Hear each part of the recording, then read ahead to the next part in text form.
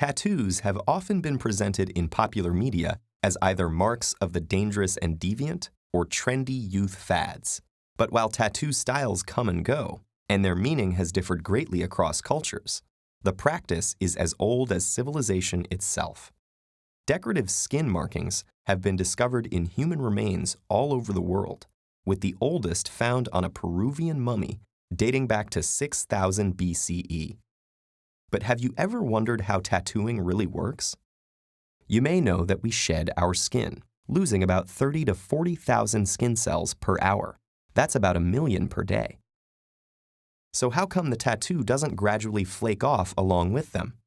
The simple answer is that tattooing involves getting pigment deeper into the skin than the outermost layer that gets shed. Throughout history, different cultures have used various methods to accomplish this. But the first modern tattooing machine was modeled after Thomas Edison's engraving machine and ran on electricity. Tattooing machines used today insert tiny needles loaded with dye into the skin at a frequency of 50 to 3,000 times per minute. The needles punch through the epidermis, allowing ink to seep deep into the dermis, which is composed of collagen fibers, nerves, glands, blood vessels, and more.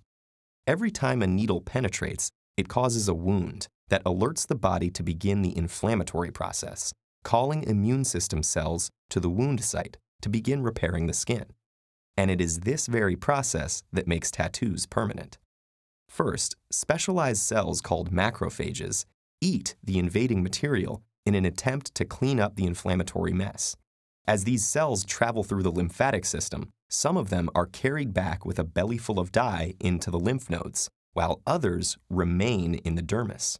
With no way to dispose of the pigment, the dyes inside them remain visible through the skin. Some of the ink particles are also suspended in the gel-like matrix of the dermis, while others are engulfed by dermal cells called fibroblasts.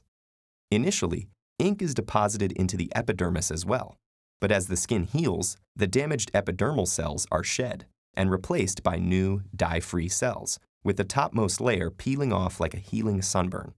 Blistering or crusting is not typically seen with professional tattoos, and complete epidermal regeneration requires 2 to 4 weeks, during which excess sun exposure and swimming should be avoided to prevent fading. Dermal cells, however, remain in place until they die. When they do, they are taken up, ink and all, by younger cells nearby, so the ink stays where it is. But with time, tattoos do fade naturally, as the body reacts to the alien pigment particles, slowly breaking them down to be carried off by the immune system's macrophages. Ultraviolet radiation can also contribute to this pigment breakdown, though it can be mitigated by the use of sunblock. But since the dermal cells are relatively stable, much of the ink will remain deep in the skin for a person's whole life. But if tattoos are embedded in your skin for life, is there any way to erase them? Technically, yes. Today, a laser is used to penetrate the epidermis and blast apart underlying pigment colors of various wavelengths, black being the easiest to target. The laser beam breaks the ink globules into smaller particles that can then be cleared away by the macrophages. But some color inks are harder to remove than others, and there could be complications. For this reason, removing a tattoo is still more difficult than getting one, but not impossible. So a single tattoo may not truly last forever, but tattoos have been around longer than any existing culture, and their continuing popularity means that the art of tattooing is here to stay.